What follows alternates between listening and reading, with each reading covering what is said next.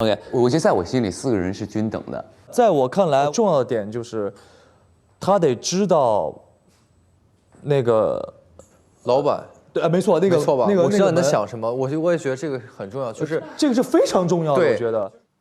其实有一个点，我一直觉得他那个动机不强，不是动机不强，他那个不太像嫌疑人。为什么？就是你看啊，我们4个人还是盘那个57分那个时间，凶手他为什么要在7点去拍那个视频呢？是不是就是想在做自己的不在场证明？对。所以我刚才想分析我们4个互相做不在场证明那个点。你看我们俩是58分的时候，他从厕所洗漱完出来，我进厕所我遇到他了，这个主动性其实很低的。他是洗漱完之后出来，他没有说我一定要在这儿让别人看见。是你主动撞的他，所以不可能是他安排的。对，不可能他是安排的。对，因为我不知道谁什么时候会在走廊出现，所以他的嫌疑就比较低嘛。对，我同意他这个说法。反正在我这儿，柯安看是最干净的。在我看来，我觉得最重要的东西是，他得知道我们所处的这个环境。赫尼巴他是唯一一个知道我们工厂不是一个真正工厂的一个人。你就要去探索我们在干嘛。哦，知道这个直播公司，哦，直播公司还有绿幕这件事儿，可能是都有所了解吗？对，是的。绿幕应该也是一个很重要的一点。所以他知道有这个东西。我现在非常怀疑他，我极其的怀疑他。为什么？我是55分走进的洗手间，我在里面洗漱了大约3分钟左右。我在出来的时候，在走廊里面碰到了他，他是往哪里走我也没有看到了。不，还有一个问题是你俩有一段时间是没有看到彼此的，那段时间呢？所以他并不是去厕所。我只能说我怀疑。你说你看到过他，恰巧又是在57分送饭的时候，那么也就是他在卡你来送饭的这个节点，卡完你送饭这个节点，马上后脚就出门了，出门去跟我偶遇了。没错。然后我再看到他回到房间的时候是7点10分，我很好奇的一点就是这12分钟他不知道在哪里。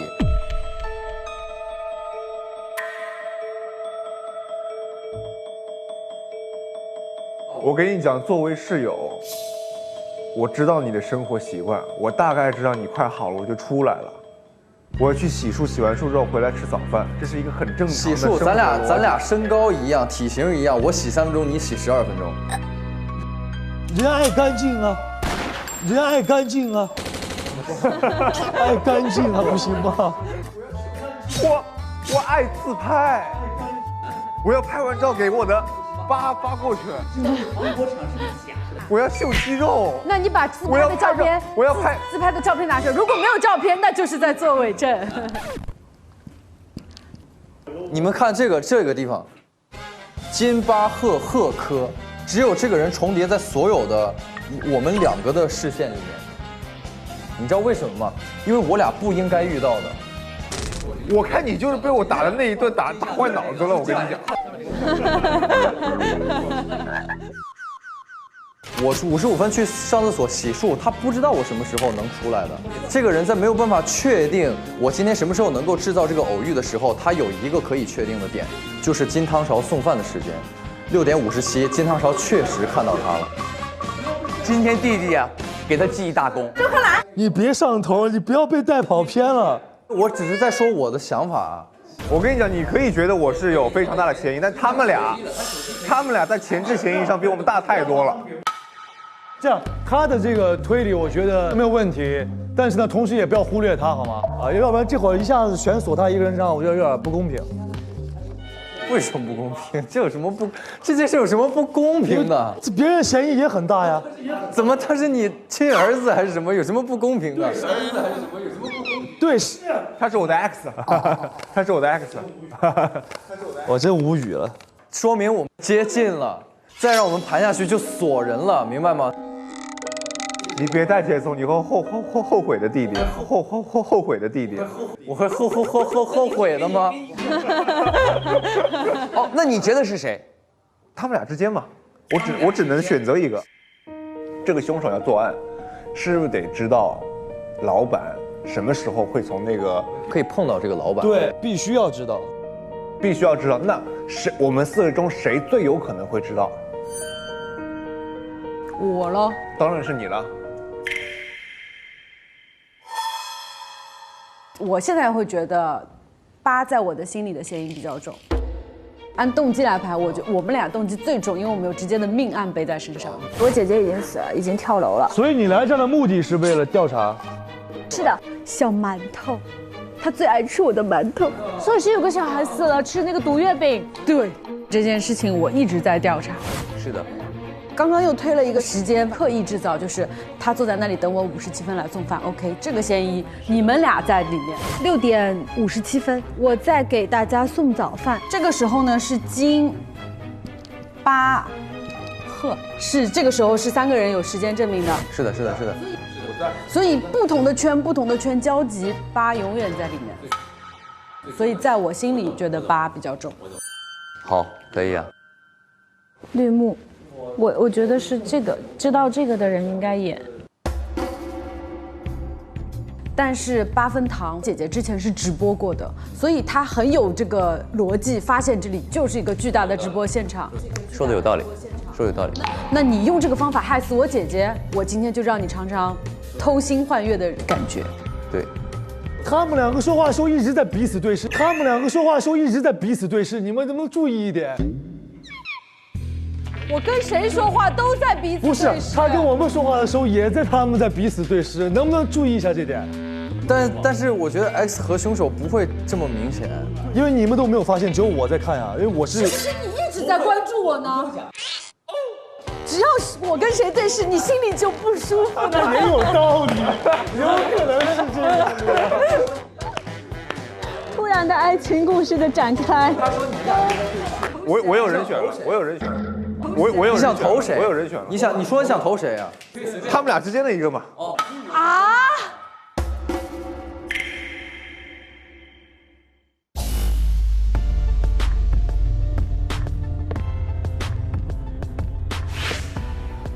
这一案呢，我认定的真凶是赫尼巴，他的作案动机是在这4个人当中最强的，只有他知道我们这个糖果厂并非一个真正的糖果厂，嫌疑最大的就是赫尼巴。希望没有投错。综合一系列下来吧，这些因素让我觉得疑点会比较大，希望是对的。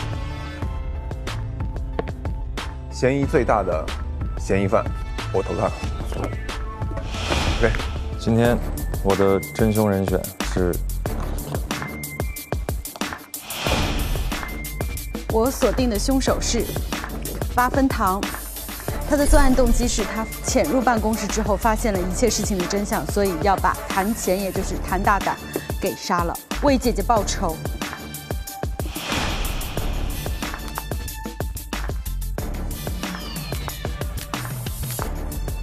因为我觉得他作案的动机也有，然后他也知道这个密道，还是觉得他的嫌疑可能会最大。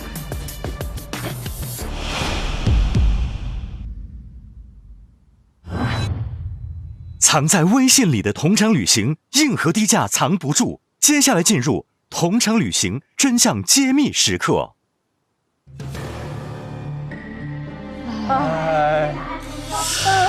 好紧张。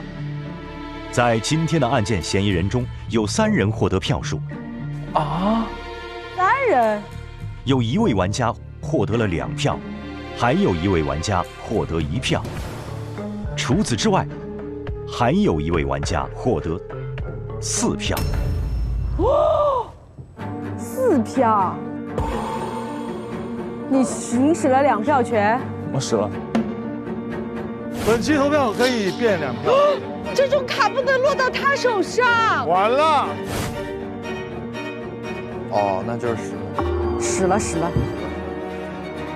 那就7票嘛。7票。先公布获得0票的玩家是柯安看。然后呢？获得2票的玩家是8分糖。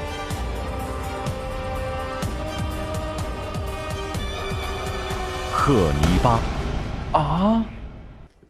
哦，我2票，你 double 我啊？我能 double 你吗？那你们都投的谁呀？那就是凶手跟 X 投的我。究竟是金汤勺还是8分糖获得了4票呢？你不要笑，你笑我好害怕。你们2个已经锁定了是吧？应该都投的是8分糖吧？你们获得4票的就是金汤勺。啊？怎么可能啊？你说谁投谁的？谁在投他呀？到底？不可能，我投的8分糖。你为什么不亲呢？他不说投他吗？你为什么4票啊？我不知道，你投我2票。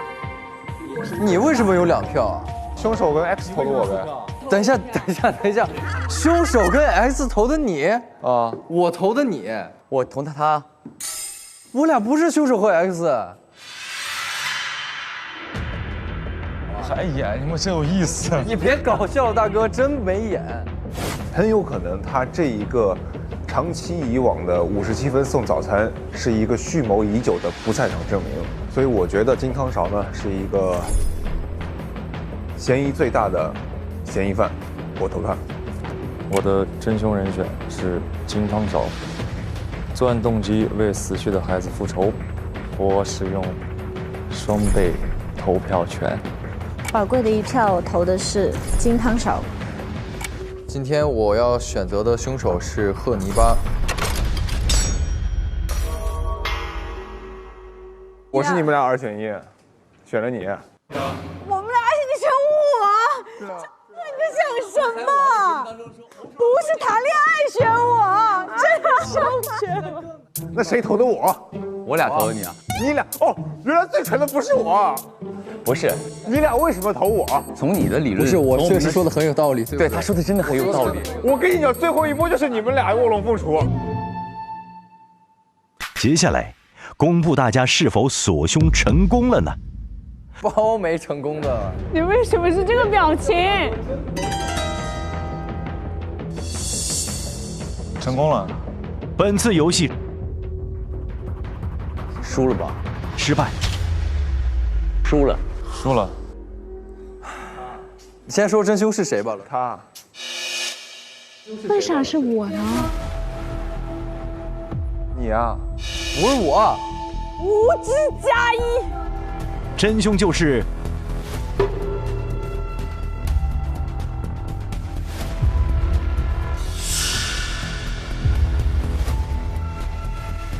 锁定了是吧？真凶就是好紧张。 8分糖。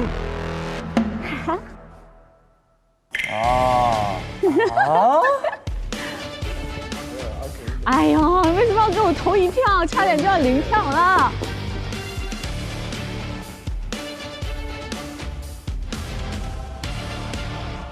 接下来，我们请8分糖公布本期是否有 X， 并且 X 是谁 ？X 是他，还没公布。 X 是他。耶！耶呀！谁跟你耶？走开！你失去了我的一个信任，我告诉你啊。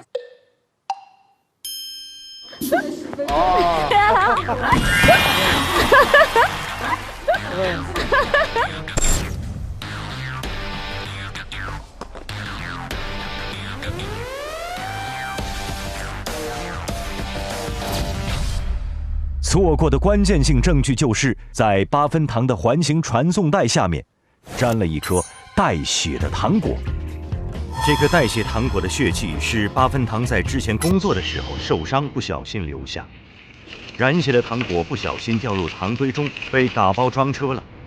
可是过了几天，又通过传送带回到了8分糖手上，这让8分糖意识到工厂生产糖果的事情是一个假象。这里边有东西吗长江？OK， 所以我们的2分钟基本上完全不可能。就是我跟8了，是吧？他3分钟不够吧？我想问，3分钟光是传送带就得传送那么久，然后再把它放好路。好像所有的人的时间好像都没有那么充足。对，我在出来的时候，在走廊里面碰到了他。不是，还有一个问题是你俩有一段时间是没有看到彼此的那段时间呢。8分糖姐姐之前是直播过的，所以她很有这个逻辑，发现这里就是一个巨大的直播现场。他们2个说话的时候一直在彼此对视，你们能不能注意一点？你需要是绿幕吧，或者是同样的空间，你才能拍下那个视频。那传菜口那外面那不是有一堆那绿箱子吗？啥意思？在传菜口杀呀？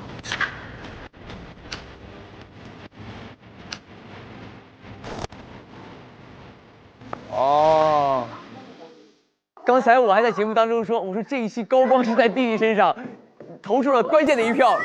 你不如不说这句话，实在更难看了。这个对，让没想到你是这强调了这个始作俑者，原来是你。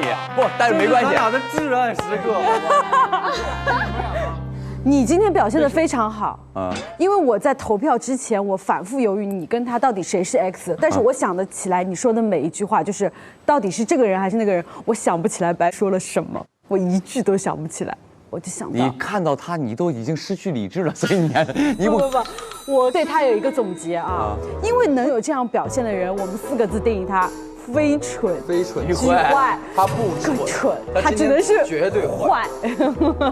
我们对你的判断是，你不可能坏，你只能蠢。我们6个人能来到这儿，其实也都挺无知的。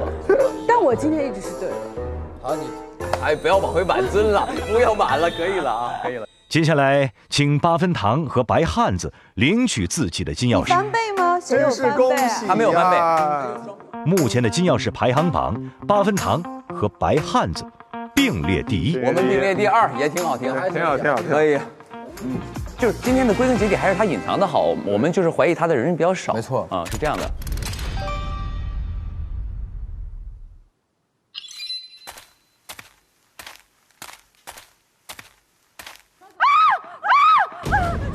吓我一跳！哎，这就是那个人。各位好，今天早上我们已经见过了，不过那个时候有些狼狈，是被你们给吓到了。现在我重新给大家介绍一下我自己，我是谈钱的投资人，我给他这个推田食品厂投资了500万。所以这个直播产业是你的？不过没有想到，他居然死了。他人可以死了，但我的钱不能白投了。所以从今天起，这个推田食品厂就由我接手，也就是说，我是你们的老板，你们可以叫我安总。安总，我们没有跟你签合同啊！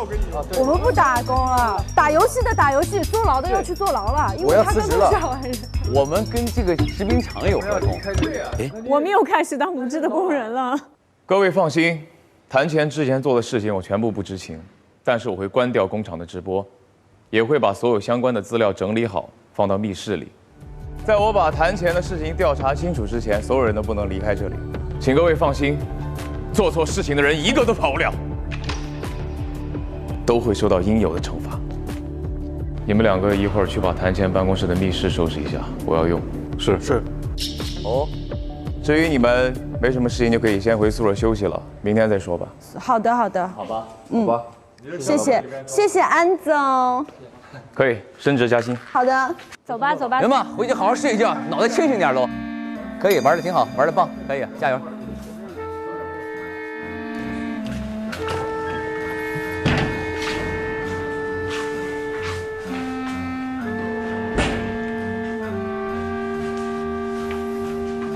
那今天晚上就由我来看着这个小妖精，跟我走。跟我走。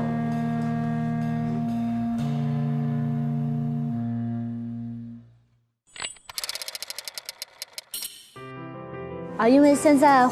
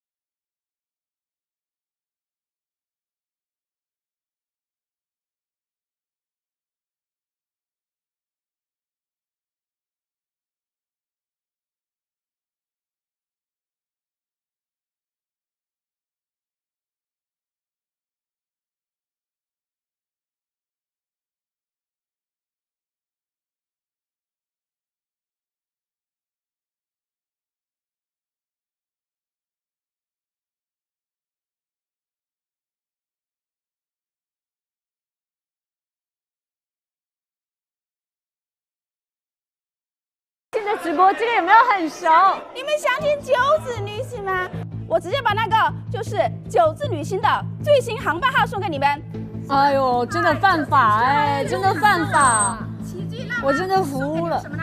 他们在直播间里面把一些人的隐私、一些人的行程、一些人的私生活明码标价，然后把他们嚼碎了喂给观众。还有一个福利就是颜色系2次来源，我直接把他的父母的电话号码给你们，全是犯法的。有的时候我也会杀到这种直播间，而且在里面能看到我本人。那这个时候呢，我想说自己这么离谱，结果下面的很多人都在相信。爱吃保安的话，其实我这里呢还有一个小瓜可以给你们分享。闭嘴！我本人也遇到过一些比较疯狂的私生行为，就有人来敲你的门啊，然后有人在你门口去对你说话、喊话之类的，就是想尽一切办法离你的私生活更近一点的这种，其实还是会有一些困扰的，我觉得。直播现在发展得很快，然后也有很多的人去关注，想去参与到其中。我想说的是，提醒大家提高自我的这个防范意识啊，就不要被线下的任何一个很流行的一个东西所轻易的哄骗。直播可以看，但是我觉得得有度，因为我自身感受是，我觉得我们应该把更多的时间花在我们自己身上，提升自己才是最重要的。如果买到了一些伪劣的产品，要学会用法律去为自己维权，了解平台的规则以及相关法律。只有这样，我们才能够在直播购物中更好的去享受便利，然后更好的保证自己的权益。希望能够看到这一期节目的所有的成年人，希望在对于这些事上有自己的是非分辨的能力。当然，也希望这个直播行业能够越来越规范啦。这个问题呢，还是要具体问题具体分析。主要我们还是要看主播在这个当中扮演的什么样的角色。主要有3种情形。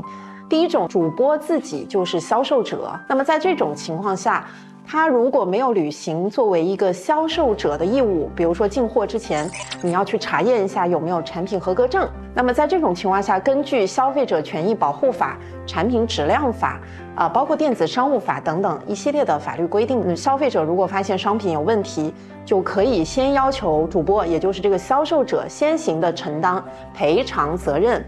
那么当然，主播赔偿完了之后，发现其实商品是生产者厂家的问题，这时候还可以去找厂家来追偿。那么第2种情形就是主播他实际上就是一个广告代言人，比如说我们经常会请一些知名的人物来代言某个商品。那么在这个时候呢，广告代言人实际上也是有一定的责任的。那么第3种情形就是主播他就是推荐这个商品，他也不负责卖，那么他也尽到了他合理的一个审查义务，没有过错。那这种情况下，主要的责任呢，就还是由商品的销售者来承担。